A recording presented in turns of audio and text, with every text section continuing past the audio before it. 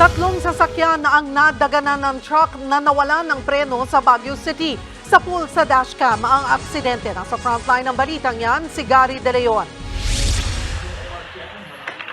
Sa pool sa dashcam ang unti-unting pag-atras ng truck na yan. Sa Leonard Wood Road, Baguio City kaninang umaga. Ilan sandali pa, nagdire-diretso na paatras ang truck.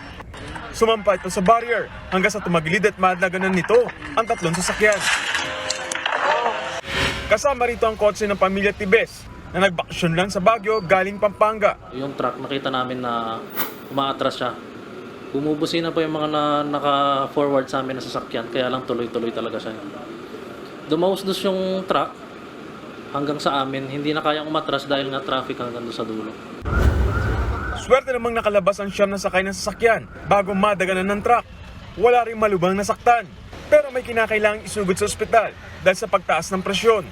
4 pang sasakyan ang nadamay sa insidente. Tulala naman sa gilid ang driver ng truck na kinilalang si Roger Tulabis Tulaban, 41 anyos.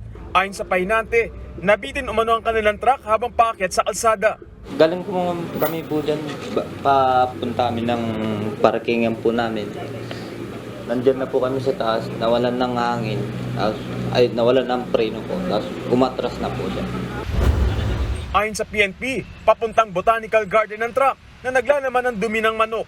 According sa initial investigation po namin, yung sasakyan dahil ito ay loaded, hindi nakaya siguro yung nakakarga sa kanya. Tapos ito ay umatras, hindi niya nakaya. Posibleng maharap ang driver ng truck sa reklamong reckless imprudence resulting to damage to property and multiple injuries. Pansamantala namang isinara sa mga motorista ang kalsada.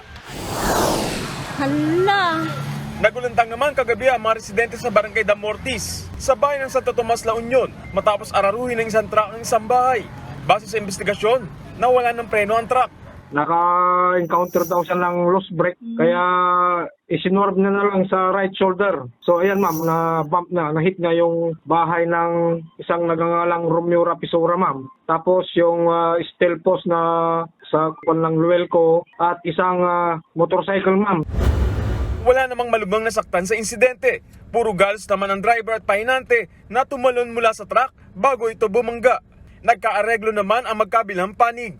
Nagbabalita mula sa frontline, Gary De Leon, News 5. Mga kapatid, Julius Babaw po. Iba na ang may alam at may pakialam sa panahon ngayon. Huwag maging huli at maging una sa lahat sa balitaan. Mag-subscribe at mag-follow sa social media pages ng News 5.